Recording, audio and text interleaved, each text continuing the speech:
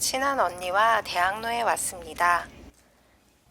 점심을 뭐 먹을까 고민하다가 호호식당이라는 곳에 왔습니다. 한옥을 살린 건물의 인테리어가 정감이 가네요. 작은 공간이 아기자기합니다. 우리는 아보카도 낫또 덮밥과 소고기 샤브샤브를 주문하였습니다.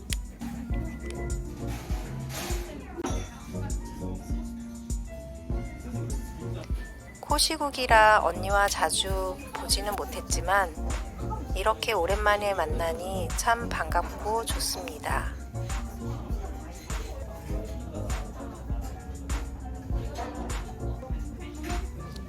아보카도 낫또 덮밥이 나왔습니다. 와사비, 계란 노른자, 아보카도 낫또, 그리고 양념 간장이 올려져 있었습니다.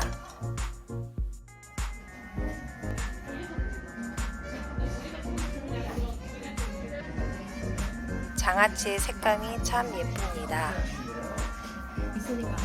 덮밥을 젓가락으로 살살 풀어서 섞어 주었습니다.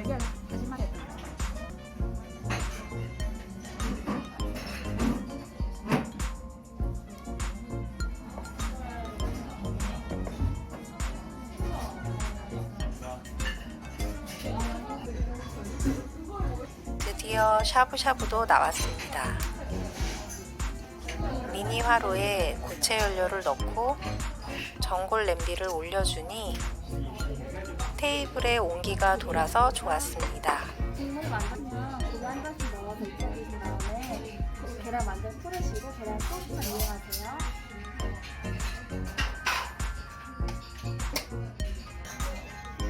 쑥갓이 싱싱하지 않은 것은 조금 아쉬웠습니다. 날계란이 따로 그릇에 담겨져서 나왔는데요. 잘 섞어서 저은 후에 소고기를 찍어 먹는 용도라고 합니다. 언니와 즐거운 시간을 보내고 헤어졌습니다. 다음날 오후에는 간식으로 와플을 만들었습니다.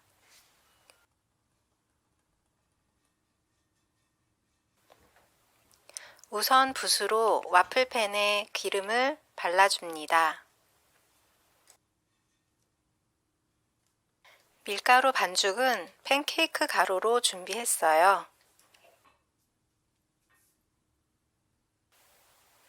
와플기와 붕어빵기가 있으면 집에서 간단하게 간식을 만들 수 있어서 참 좋습니다.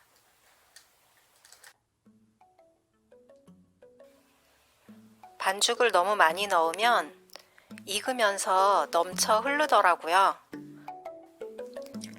반죽이 넘치게 되면 나중에 설거지가 어려워지니까 반죽을 적당히 넣어야 합니다.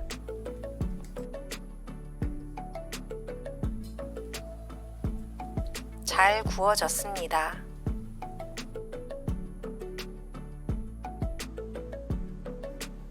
이건 두 번째 구운 건데요. 눌러붙은 자국 보이시죠?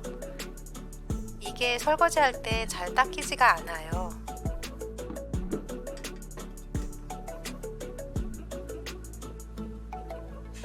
하나는 딸기잼을 바르고 다른 하나는 크림치즈를 발랐습니다.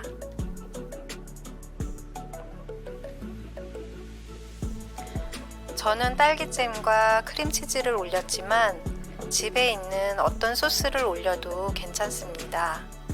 생크림도 괜찮고 누텔라도 괜찮고 다양한 소스를 올려서 다른 맛의 와플을 즐겨보는 것도 좋습니다.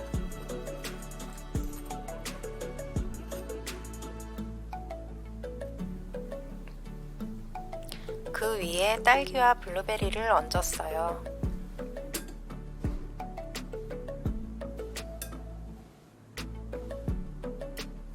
딸기가 제철이라 가격도 저렴하고 싱싱하더라고요.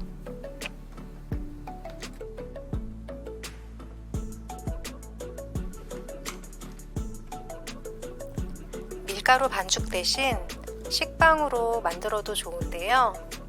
식빵을 와플기에 넣고 구워보세요. 근사한 와플이 된답니다.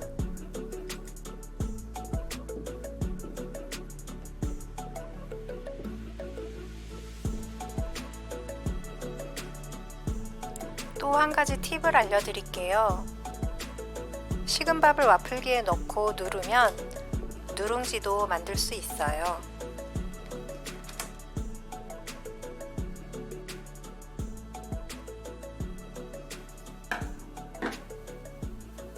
크림을 듬뿍 얹은 라떼와 함께 먹으니 금상첨화입니다.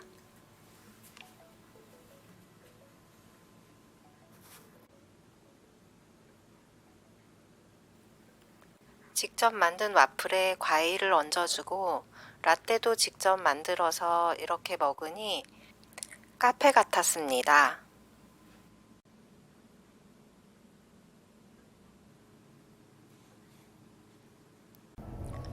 주말에는 남편과 한강에 갔어요.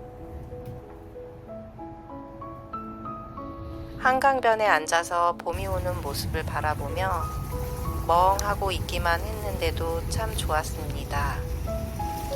버드나무에 잎이 차오르는 모습을 보니 겨울 동안 움츠렸던 저의 마음에도 생기가 전염되는 기분이었습니다.